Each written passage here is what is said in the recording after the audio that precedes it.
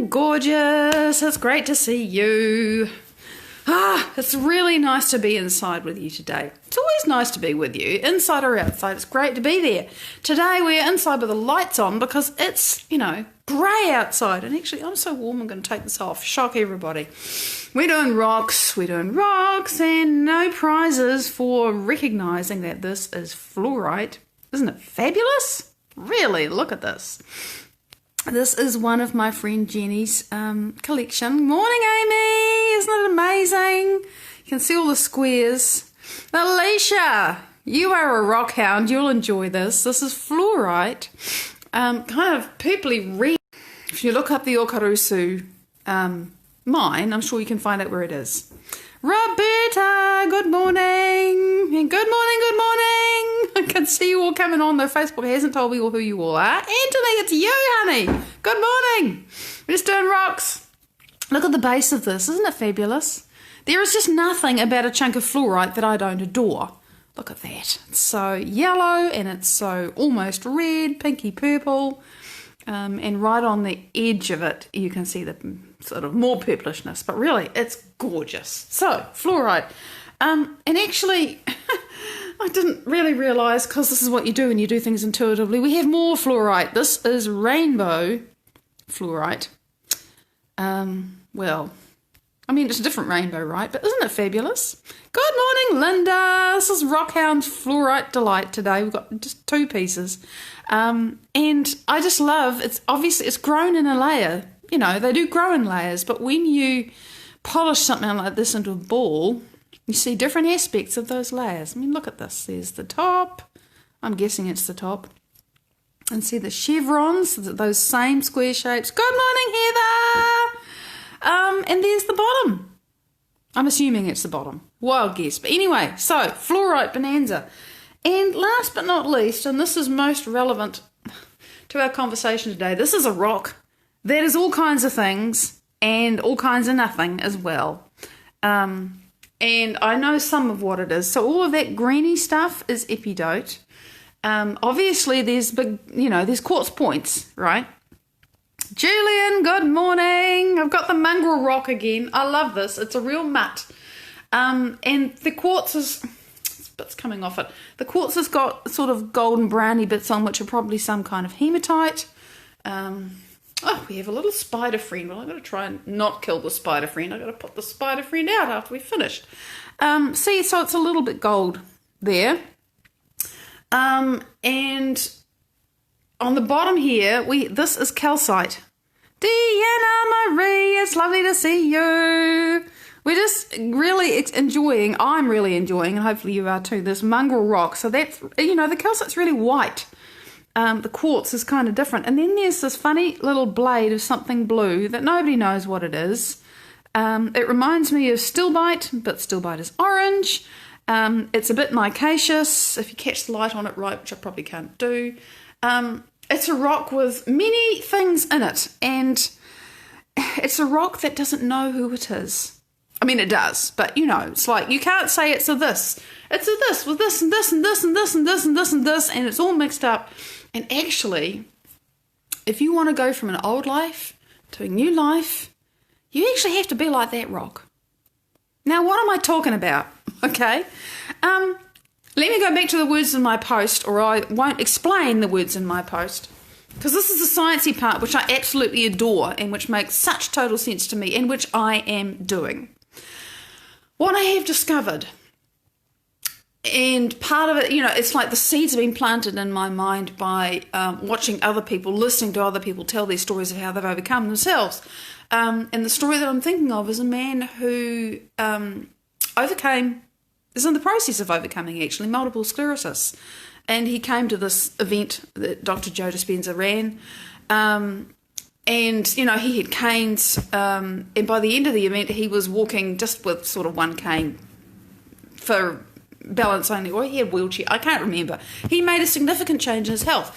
And he stood up and he was telling the story about, this amazing stuff happened and suddenly I can walk and my, it's great and my balance is better. And And you see little shots, because they take lots of photographs and videos of these amazing things happening. I think mostly so people can remember them and go, oh yes, that was real. Because some of the stuff that happens is so crazy, it's like, did that happen? And they say that. And I know what that's like. I actually know what that's like because I manifested something myself recently and I looked at it and thought, I did that? Really? Wow. Nah. Anyway, so he was telling the story about the fact that he was practicing walking and he was doing it with support. And he took a step and that was fine because it was step by step, and he took another step and then took another step, and on whatever step it was, he had this thought about, I don't know, a what if, or, I think he remembered how it used to be. Good morning, Jen!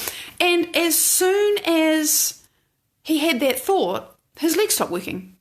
It was instant. Like, oh, wow. I really have moment-to-moment impact and control on this. Now, this is the thing that a lot of us don't understand. So my own experience, and I can say this now because it's changed. And I don't like to put things out in the sort of whatever before I've overcome them, because then people start saying, oh, it's a problem. No, it's just something I'm overcoming. For the last, I'd say 2 years now, I've been noticing a slow encroachment of my gut getting slow and sluggish and, constipated, right? Don't talk about that, but what that means is that the autonomic nervous system, for some reason, the autonomic nervous system that makes the smooth muscle of the gut contract and push matter through, is not doing it anymore, or not doing it so well.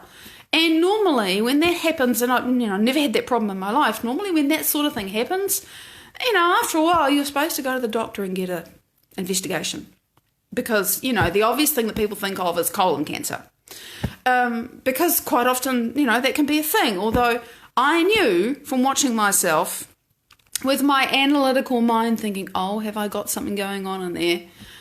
That despite all of that, I didn't have the right symptoms. I didn't have the right things going on.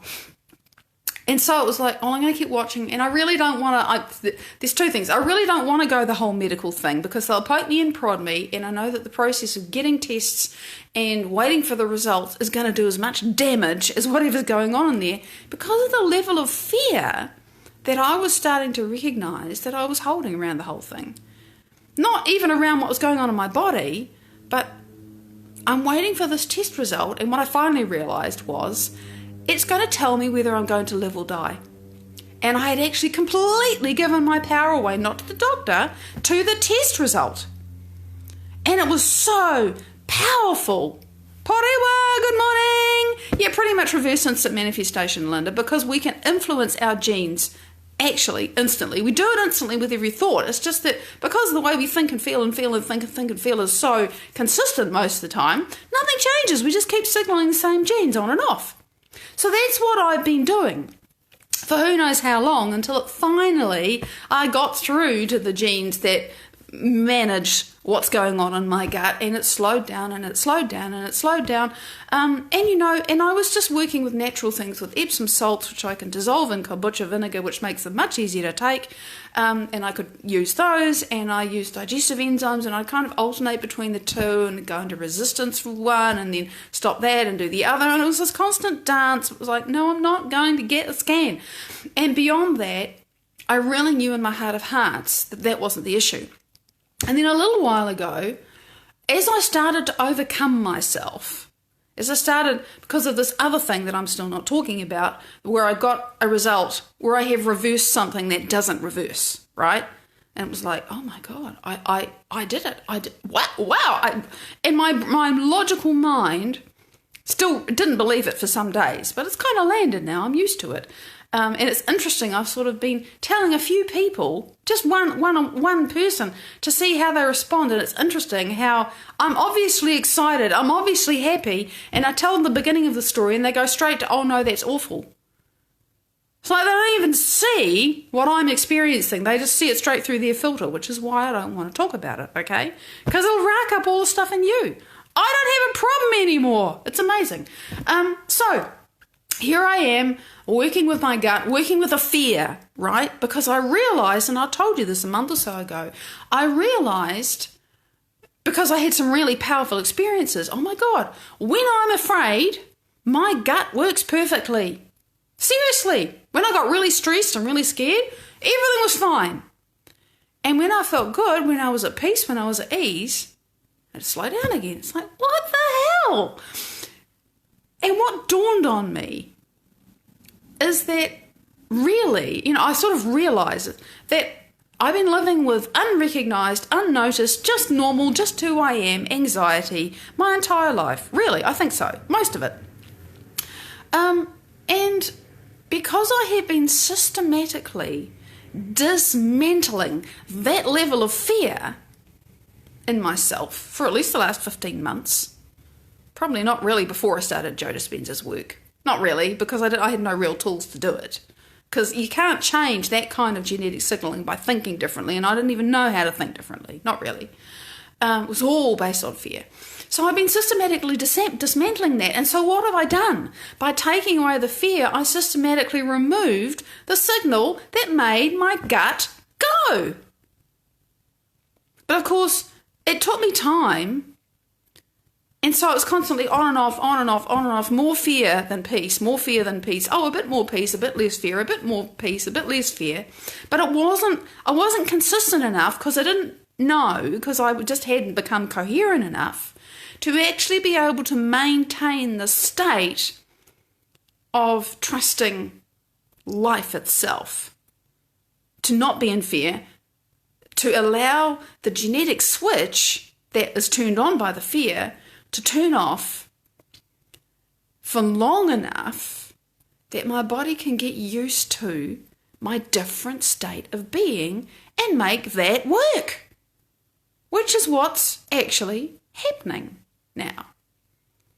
It really is. It's like, oh my God, I'm still watching and I'm still observing, and it's still changing. It's like, but it really is happening. It's amazing to me. Now the key thing, the point I want to make about this, when I started, a little while after I realised, oh my God, it's fear that makes my gut go. And without the fear, it doesn't go, right?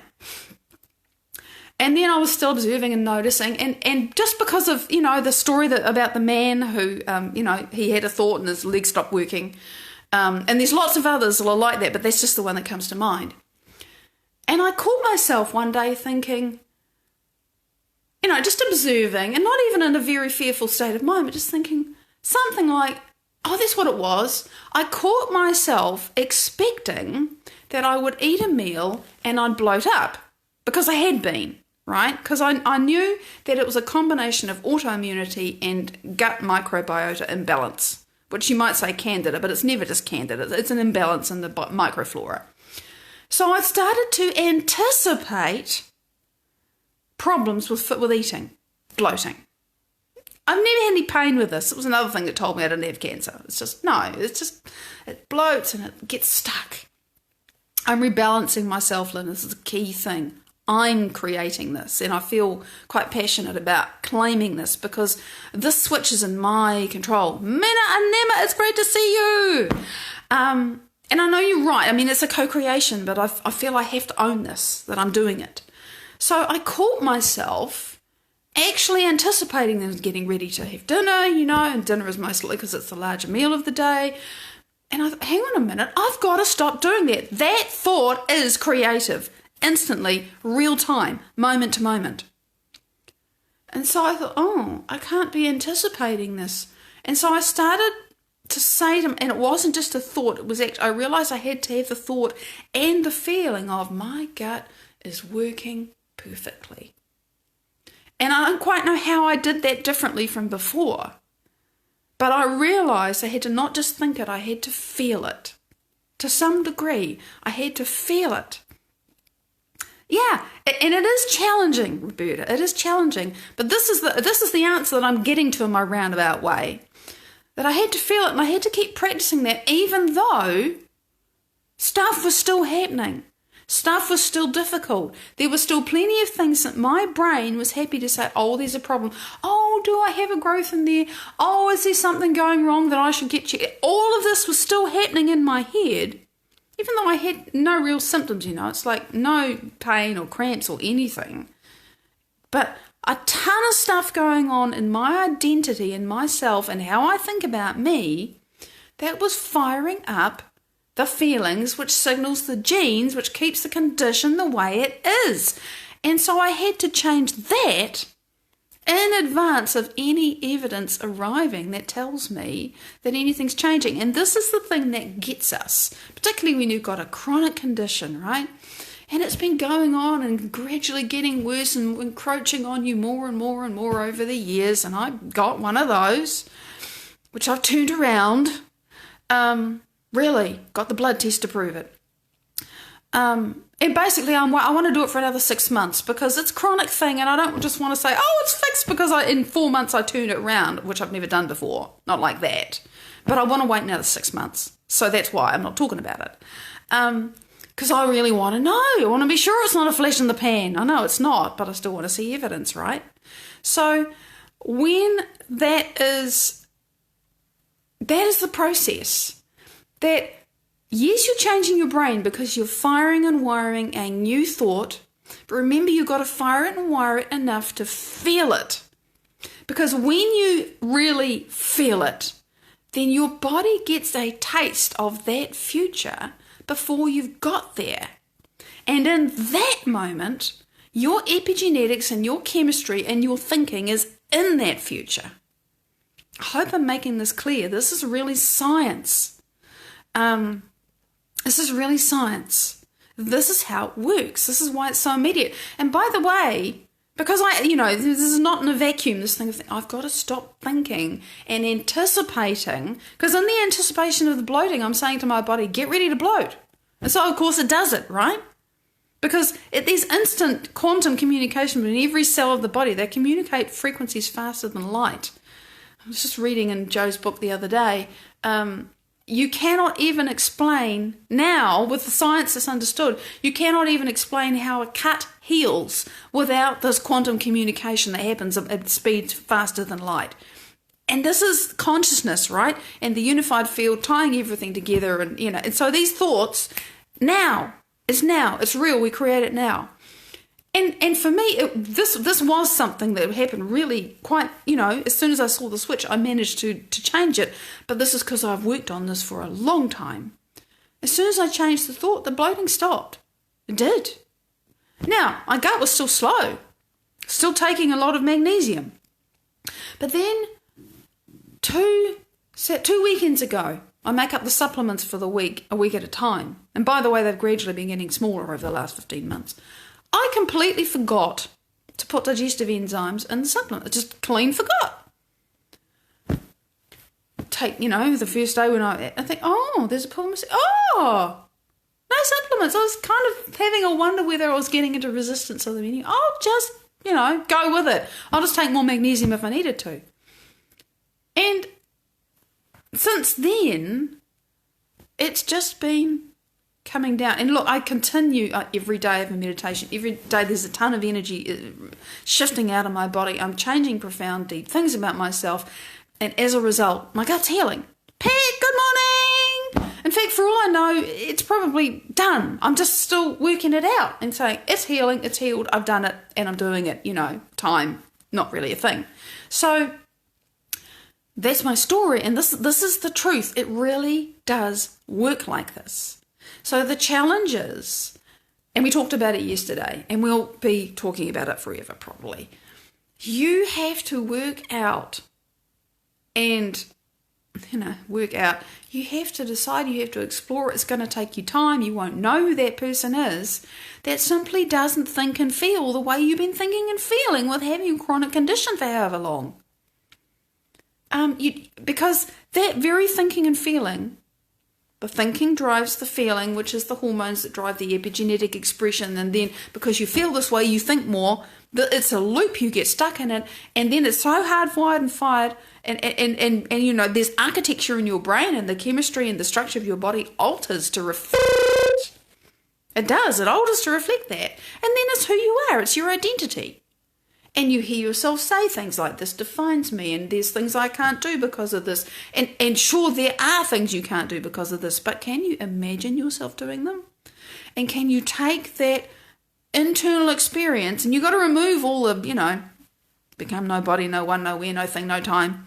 Can you get your attention off everything that says it's real and let your thought become your emotional experience? Can you embody it in that moment? Because if you can, and the more you practice it, the more you are knocking on that genetic door and saying, hey, I'm not doing my fear anymore.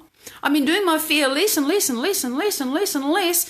And if I keep on not doing that, and I keep on practicing confidence and trust in my body and in life itself, if I keep on inhabiting that, I'm sending a different signal to my genes and my cells. And my body is going to catch up with my mind. But that's the thing, you've got to do it over an extended period of time. These are Joe's words, and it's true. For some people, they sit down, they do a meditation, they have an amazing healing. I did. But this other thing, it's taken me plenty of time because I've had to change some massive things about myself to be able to do this. The empowering thing is, once you know that you've done it, you know you can do it again. I've got a list. This is how it works. Nobody can do it for you. Nora, good morning, honey. Nobody can do it for you, but you can do it for yourself. And it really does take a choice, and realizing that there's things you have to do to support your body. I take laxatives. I don't know whether I'll have to keep taking them. It's like my body's just saying, I don't need this anymore. But I just remain open. I don't know. I really don't know what to expect, but I know that I'm healing. And so you do what you need to do and manage your condition, but realize that it's your thinking and feeling that's continuing to create it and continuing to make it real. And when you change how you think and you feel, and you change your identity and you change who you are, and you simply stop being that person, that condition is going to go away because it's in the person you used to be. It's not who you are now. And yeah, it's work. And yeah, it's worth it. Oh my God, it's so worth it. I love talking about this, and I love being able to tell you a more or less complete story about how it's changed. Chronic condition, not responding to anything physical. Karen, good morning. I couldn't make that go away by thinking hard about it. I had to get into my own operating system and change the program. And I know it's possible now because I've done it more than once. And you can too. You really can. Big love. I'll see you tomorrow. Bye-bye.